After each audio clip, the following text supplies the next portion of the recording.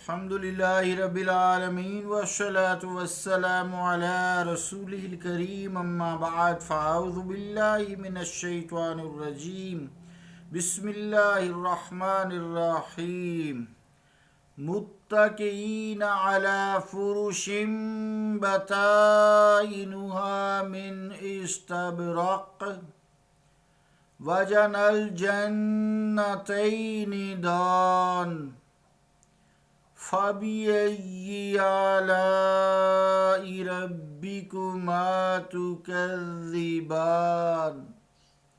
صدق اللہ العظیم۔ واجب الاحترام سامعین، السلام علیکم ورحمۃ اللہ وبرکاتہ۔ سورہ الرحمن کی 2 آیات 55 اور 56 نمبر تلاوت کرنے کی سعادت حاصل ہوئی ہے۔ ان آیات کا ترجمہ سماعت فرمائیں۔ وہ تکیہ لگائے بیٹھے ہوں گے بستروں پر جن کے استر قنادیس کے ہوں گے، اور دونوں باغوں کا پھل نیچے جھکا ہوگا۔ پس اے جن و انس، تم اپنے رب کی کن کن نعمتوں کو جھٹلاؤ گے؟ اللہ کا قول سچا ہے جو بڑی ہی عظمت والا ہے۔ عزیزان گرامی قدر، ان لوگوں کی نعمتوں کا تذکرہ ہو رہا ہے جو دنیا میں اپنے رب سے ڈرتے رہے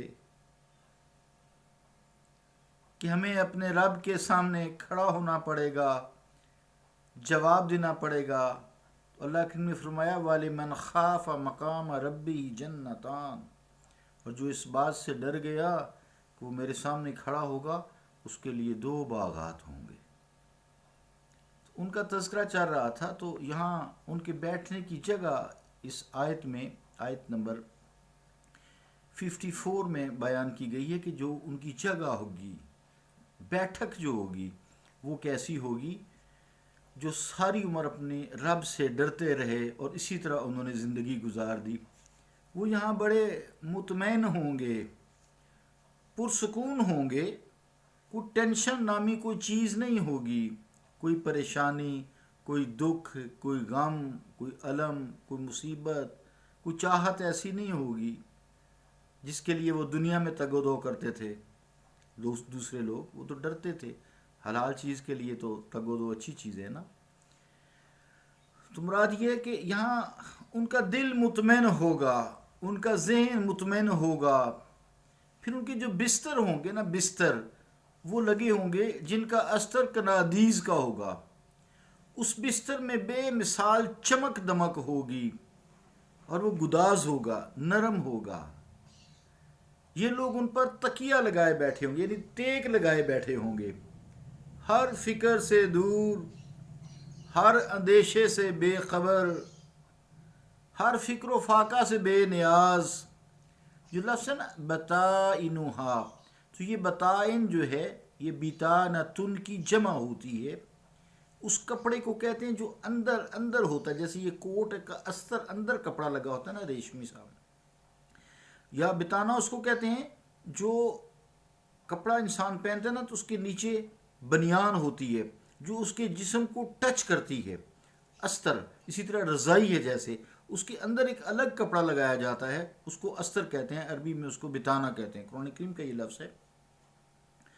یہ اندر لگا ہوگا۔ تو استبرق جو ہوتا ہے یہ ریشم کپڑا ہوتا ہے، جیسے شینیل ہی ہوتا ہے، یہ تو ویسے مثال دی ہے نا، اس کا تو مثال ہی نہیں ہے نا۔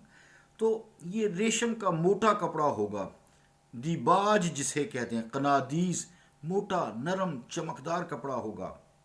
تفسیر قرطبی زیر آیت ھذا جز 17 صفحہ 179۔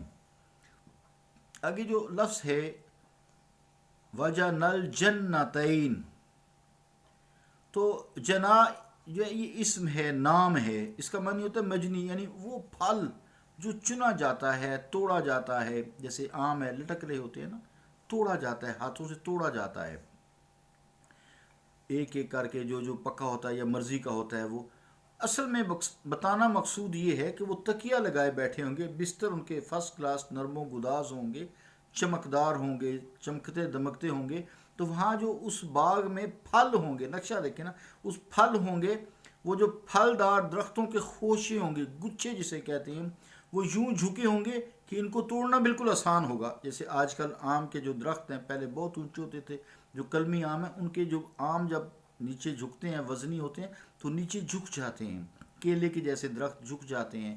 تو اس طرح وہ درخت جو ہوں گے اپنے درخت سے پھل جھکے ہوں گے، ان کو توڑنا آسان ہوگا، کھڑے ہوں تب بھی توڑ لیں، بیٹھے ہوں تب بھی توڑ لیں، لیٹے ہوں تب بھی توڑ لیں، بس خواہش کی وہ تمہاری پہنچ تک آ جائیں گے، تمہارے ہاتھ تک آ جائیں گے، تمہارے منہ تک آ جائیں گے، یعنی تمہیں ان کے کوئی توڑنے کا لیے بھی کوئی زیادہ تردد تکلیف نہیں اٹھانی پڑے گی، وہ بالکل تمہارے قریب آ جائیں گے۔ تفسیر قرطبی زیر آیت ھذا جز 17 صفحہ 180۔ اللہ رب العالمین ہم سب پہ رحم فرمائے، اللہ رب العالمین ہمیں ایسے ہی باغوں سے نوازے۔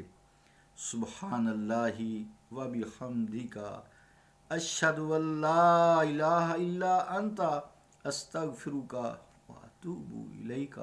صلی اللہ تعالی علی رسول خیر خلقہ محمد وعلی آلہ واصحابہ اجمعین برحمتک یا ارحم الراحمین۔